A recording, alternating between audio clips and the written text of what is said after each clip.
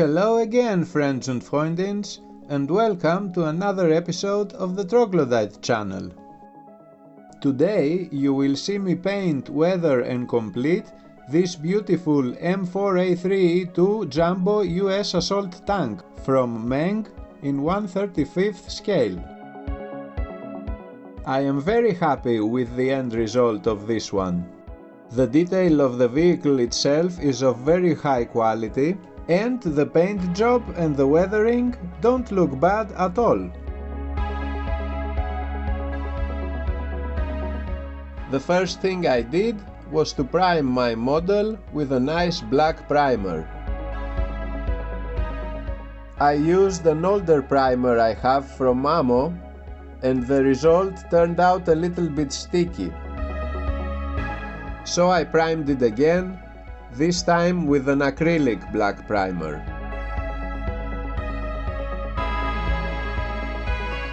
Then I gave my vehicle its characteristic olive green coloring, and for this I used another primer, this time from MRP.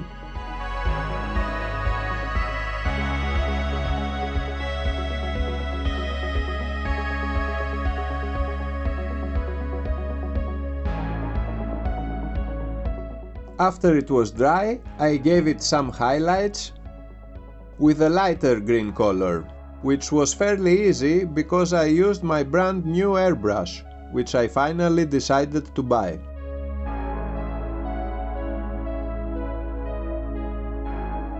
The first thing I painted over the olive green primer were the road wheels and the return rollers, for which I used a black acrylic and later a tire black acrylic to add some more detail.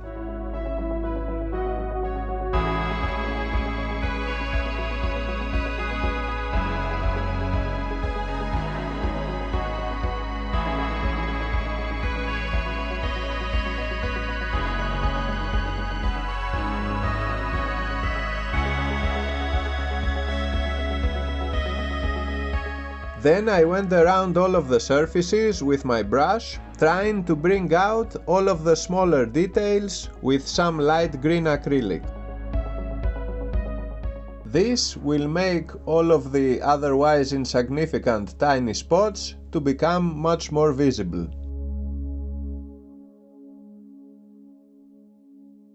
I used the same light green acrylic and a small sponge to give it a nice and simple but not that intense chipping.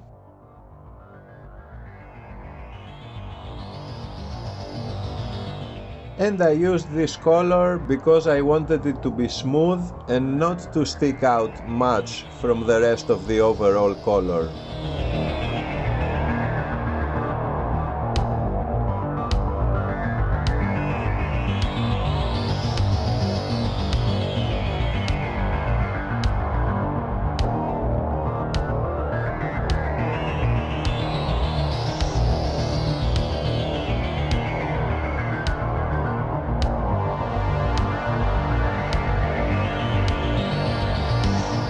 Afterwards, I went in with a silver acrylic, with which I painted the tools and some other elements, as well as the sides of the tracks.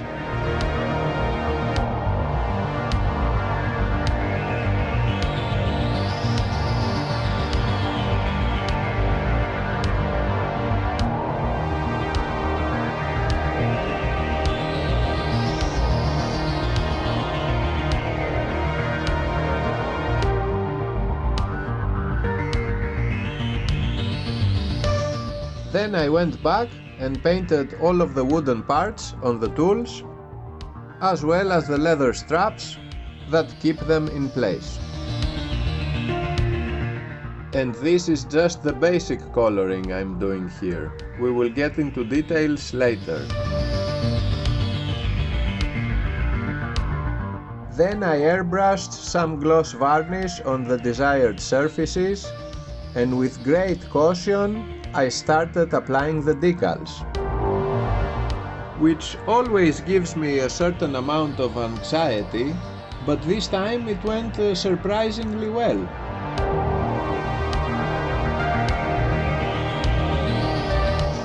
I used my VMS decal setter and softener set.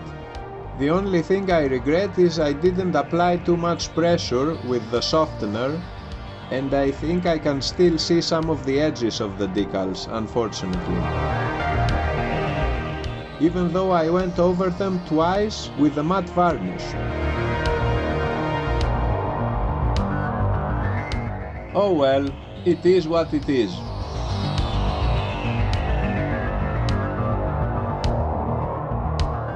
I proceeded by painting a few more details,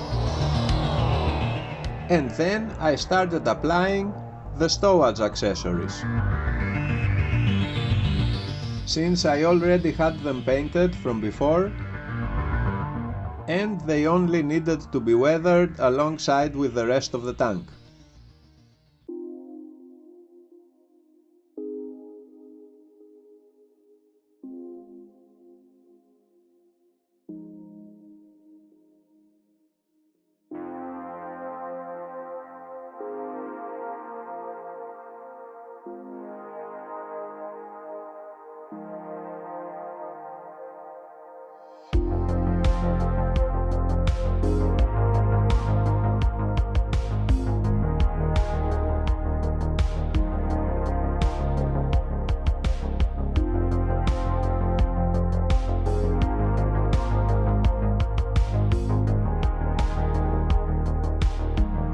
Next I added some tire black acrylic on the tracks to give them a more worn out look.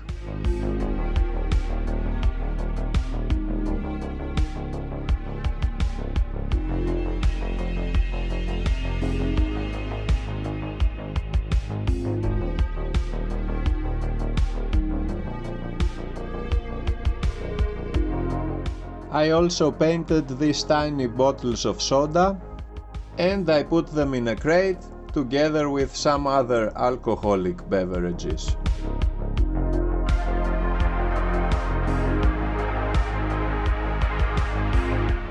I made the machine gun on top a little bit more interesting, and I also glued the two hatches in place.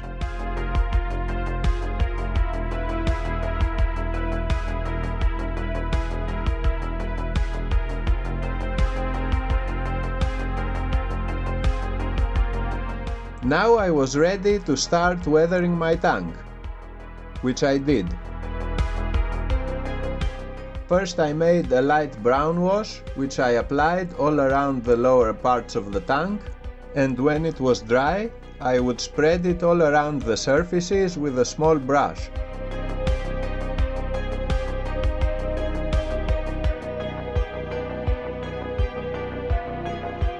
Then I applied a little bit of muddy ground paste from AK, mostly where it would have gathered in real life from what I've seen in photographs.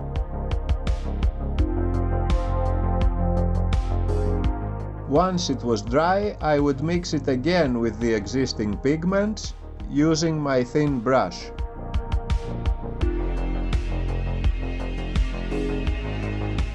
I would add, blend or remove the pigments until the whole thing looked okay-ish to me.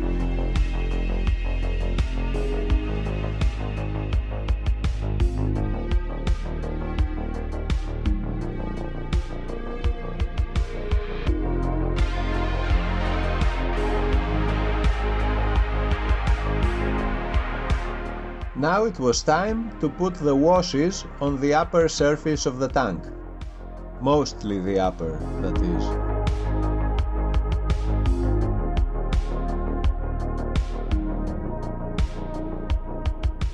But this time I wanted to try something different, so I used some brown oil paint to make my own wash.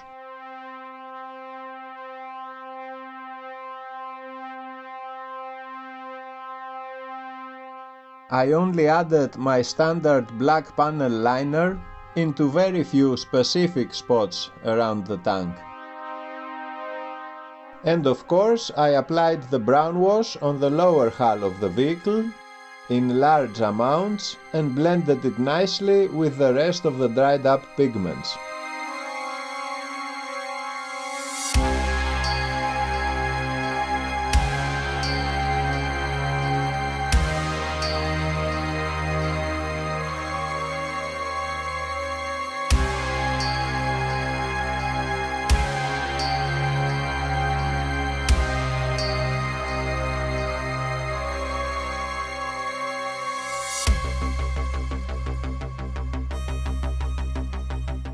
Once everything was dry, I started removing any excess washes with white spirit and a brush until it looked good enough to me.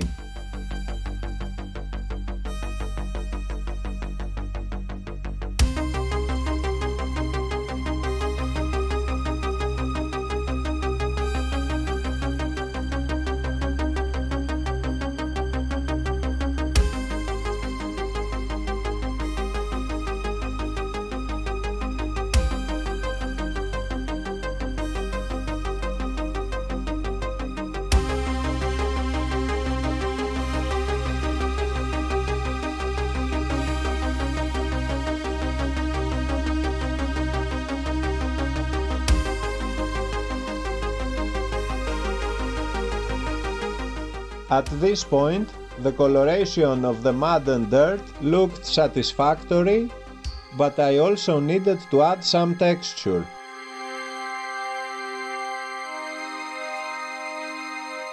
So I used the black and brown pigments from VMS and I applied them all around the lower surfaces. I fixed them in place with an enamel binder.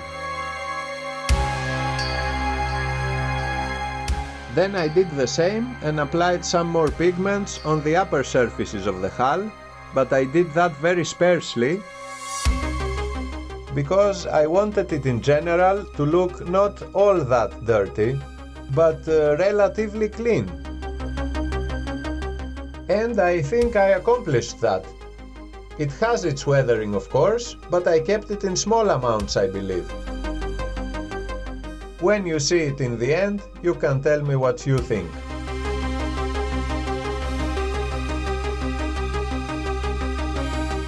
I also added some rain marks on the vertical surfaces, mostly, and I used for that some light grey oil paint.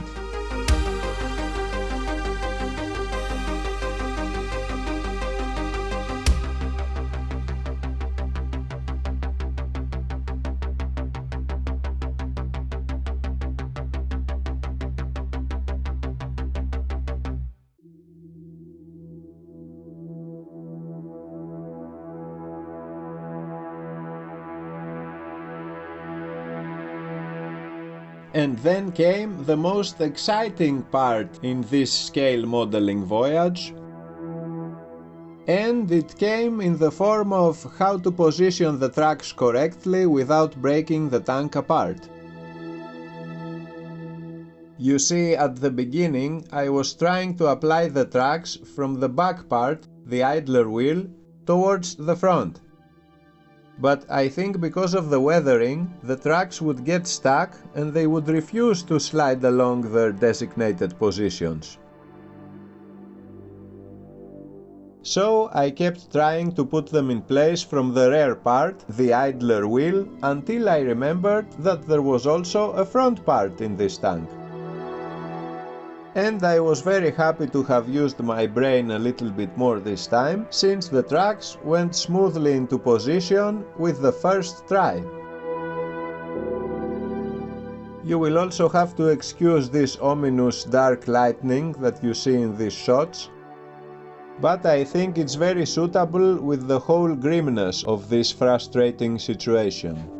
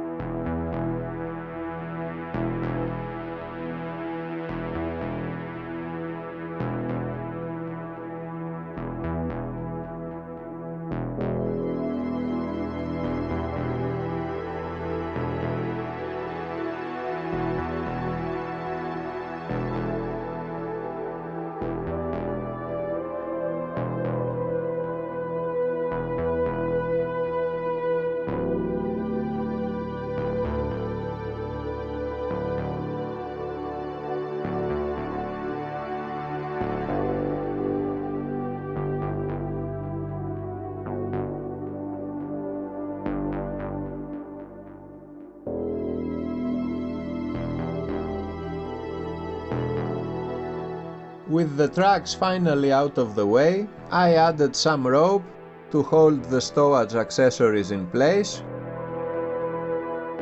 and then I sprayed a few tiny droplets of brown acrylic all around the lower hull of the tank with an old toothbrush to give it a little bit of this extra flavor.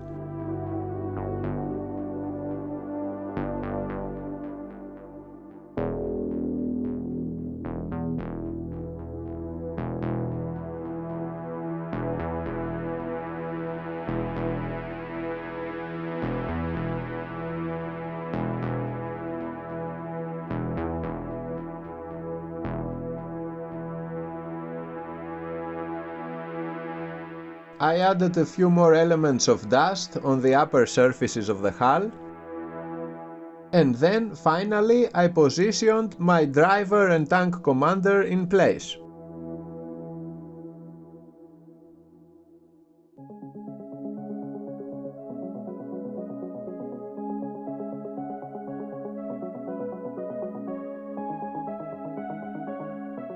Oh, and the 50 caliber machine gun, of course. And that was it.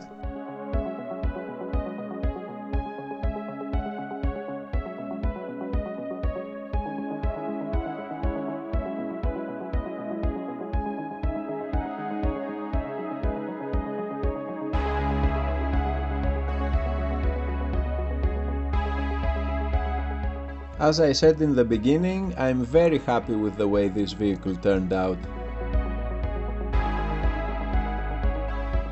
I think it looks awesome, and I cannot wait to paint more Sherman tanks in the future.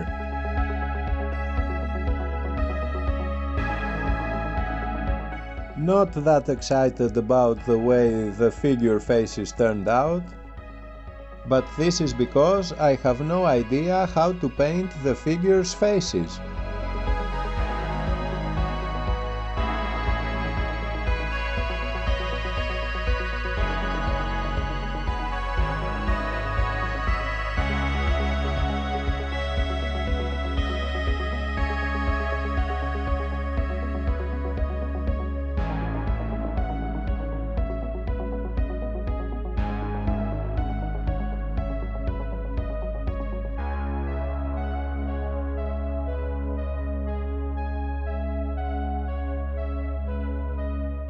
Thank you so much, friends and freundins, for watching my video. I really hope you liked it, and if you did, don't forget to press the like button. You should always subscribe to my channel, and if you want, you can leave me a comment in the comment section below.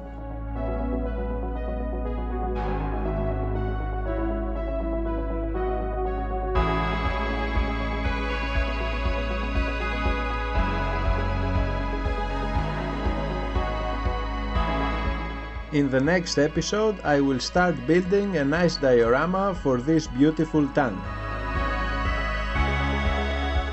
I will see you soon again, friends and freundins.